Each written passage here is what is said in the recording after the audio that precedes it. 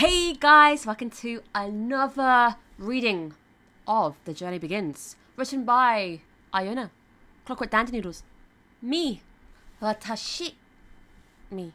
So this is the second reading. Hello and welcome. I am Becca. I live in Japan and I am an ALT on the JET program. Nice to meet you.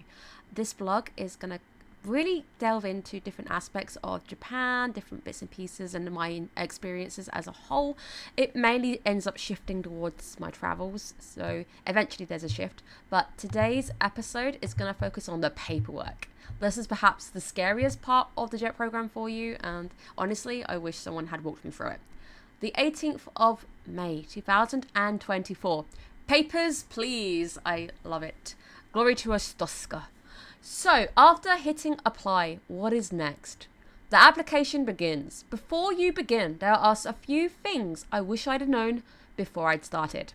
Everyone tends to focus on the statement of purpose, but for a few people, there may be an additional task for you.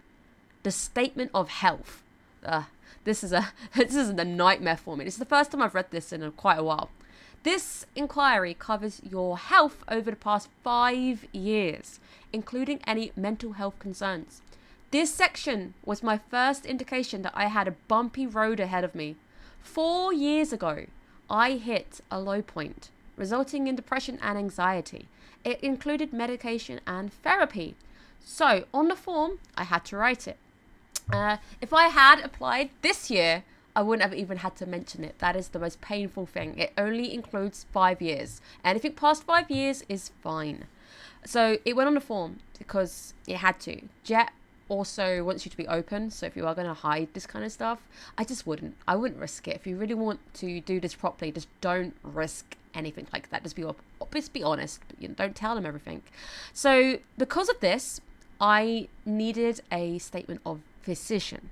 This is the harder thing for me. So I lived in the UK, and essentially this statement of physician confirms that you are fit to travel and teach. Keep in mind, in whatever foreign country you may be living in, this could be different. This could be easier for you, harder for you, but this was really hard, and it had just kind of rolled out of COVID too. So things in the UK were a little bit weird. This is also where I want to start using the word ESID. Most people will call it every situation is different. I prefer every story is different. It sounds nicer. We'll go into that properly in the next blog. But this is where you'll start to see that every single story you hear for JET is completely different. Some people don't even have to deal with this. Some people are fine. If you deal with this, it can be quite rough. So in both you and JET's interests, it's important that you can handle the work because it's a lot of stress. I found the process of my story in particular quite stressful, and some people have a very nice time. You might get very lucky, but there is a lot of stress going on moving to a whole new country and moving into the unknown, especially the fact that you might not know where you're going for a while. It can be like a week before you know where you're actually going to be living. So there's a lot of stress that goes into this. I would advise against lying on any part of the application simply because you are hurting yourself. You are also applying for a role within a country that values being truthful. If for any reason a lie is discovered, you will not look good. Most people filling out this section do not need to jump through this hoop, so you probably are absolutely fine. I am very envious if you didn't have to do this bit. This bit was the bit that started making me question, will I say no? Will I even clear the first hurdle? Because this is really difficult. Make a note of every single deadline because they're important. You may think you've got plenty of time, but life has a funny way of playing tricks on you. And I did start to run a bit short, especially with the nightmare of the GPs. So the nightmare of this form was particular the GP and the UK process. So this is down to the UK. If you live in a different country, you might not have the problem. So my GP outright said no. They refused to fill in the form completely. Well, the receptionist did. I never actually made it to a GP. They just refused. They didn't want to see me. They didn't even want to get me referred. I told them about the form and I told them about the deadline starting to creep, and they refused. I actually filed a complaint against the receptionist. It didn't go anywhere, but they were very, very rude. because she refused to even explain why and what she could do to help, or even if like it was down to me or something. Like, was there a reason why you said no?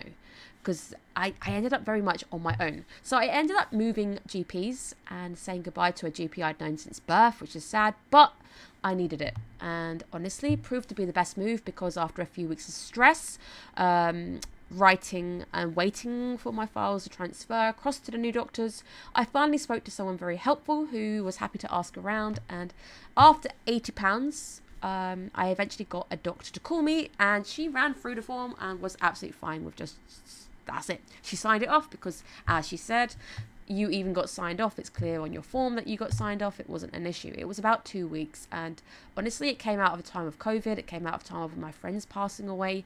Honestly, anybody would have been in my situation feeling a little bit down and downtrodden. So it's a situation that ended up just being sorted in 10 minutes. So really not an issue, but it depends on who you were dealing with.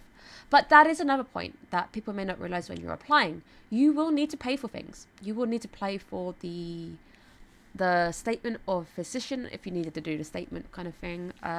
Mainly it's the health thing as well. So if you do clear it and I do accept you, you need to do a health one where they take bloods and stuff and check for tuberculosis and stuff. That's also something that you might need to pay for. I can imagine in the US and stuff, it's natural to pay for things like this. So you will need to pay for things. It's probably best to even go private at times on this one. Before even applying, double check if your GP will even offer you these services. I went through MediDoctor. I think they were a group that you could just type in, and they do blood tests and stuff for people who are going abroad, who need to essentially, like me, I was going to go work in a different country, and they basically just check for tuberculosis. They do that TB blood test. Otherwise, it's a chest x-ray, which I didn't want to go faffing with. It was just easier to do a blood test in my sense. So there are things you need to consider. Check as well that you have the means to scan and print your forms. Also ensure you have the money to cover your travel to the nearest embassy, and you need to cover up the upcoming certificate of health if you are actually shortlisted. This applies to anybody shortlisted, and even reserves have to submit. And I'll cover more in detail later about this. My next blog entry is going to talk about the statement of purpose. So what is your purpose? Perhaps the one that I see a lot of people talking about, in particular when it comes to JET. So this was just your heads up what you can expect when you first hit the apply button for JET. It was a nightmare. I don't want to go through it again, but honestly, it was faff. But now I look back on it, honestly, it was worth it. I just didn't know it was worth it at the time. So thank you guys again. I hope you're doing okay, and sayonara.